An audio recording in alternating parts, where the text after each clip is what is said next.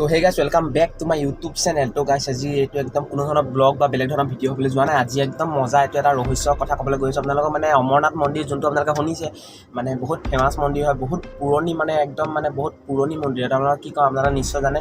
তো আপোনালোকে নামটো শুনিছে। তো সেই মন্দিৰৰ কথা আপোনালোকক কেইটামান ৰহস্যজনক কথা ক'ম। তো একদম আজি ভিডিঅ'টো চাই থাকিব শেষলৈকে। তো গাইছ মানে যোনটো মানে অমৰনাথ মন্দিৰৰ কথা কৈছোঁ, অমৰনাথ মন্দিৰ মানে ভিতৰৰ মানে গুফাটোৰ ভিতৰত মানে এটা মানে বৰফ আকৃতিৰে বহুত ডাঙৰ মানে শিৱলিংগ আকাৰ বনি থাকে। শিৱলিংগটো বনি থাকে কিন্তু বহুত টান, মানে টাইট শিৱলিংগ বনি থাকে। বৰফ মানে চবতে পৰে, আগফালে পৰে, বেলেগ ভিতৰত পৰে, কিন্তু সেইটো আকৃতি নলয়।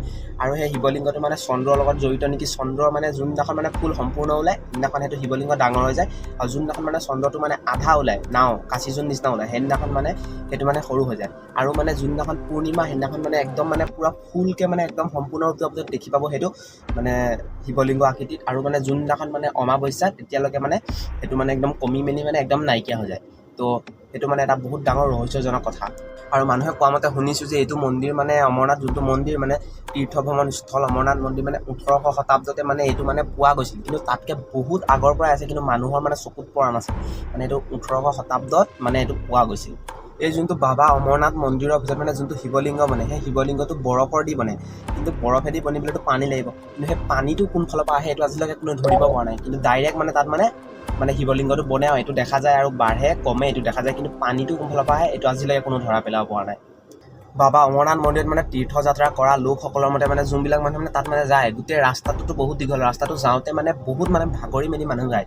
কিন্তু যেতিয়া মানে বাবা অমৰনাথ মন্দিৰৰ মানে ভিতৰত মানুহটো প্ৰৱেশ কৰে মানুহজন, তেতিয়া মানে ফিলটো এনেকুৱা আহে যে একো মানে কষ্ট কৰা নাই নেকি, ডাইৰেক্ট মানে এনেকৈ জেগাত পাই গৈছে, একো মানে কষ্ট নালাগে, আৰু মানে ভাগৰটো মানে একেবাৰে নাইকিয়া হৈছে।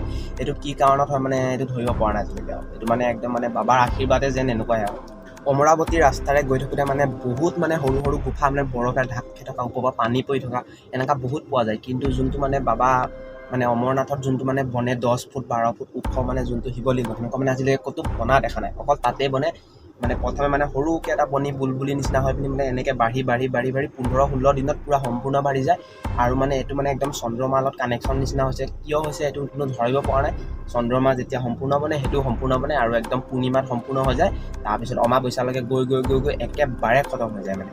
তো এইটো এটা বহুত মিষ্টিৰিয়াছ কথা, মানে এইটো মানে একদম মানে বহুত মানে আশ্চৰ্যজনক কথা। তো যোৱা নাই আজিলৈকে, মোৰ যাবলৈ ইচ্ছা আছে। তো আপোনালোকৰ কাৰ কাৰ যাবলৈ ইচ্ছা আছে কমেণ্ট কৰি জনাব। তো আজিলৈ ভিডিঅ'টো ইমানেই, সম্পূৰ্ণ মানে চাইছে যদি ধন্যবাদ। তো বাই বাই, নতুন এটা ভিডিঅ'ৰ লগত অতি সোনকালে লগ পাই আছোঁ।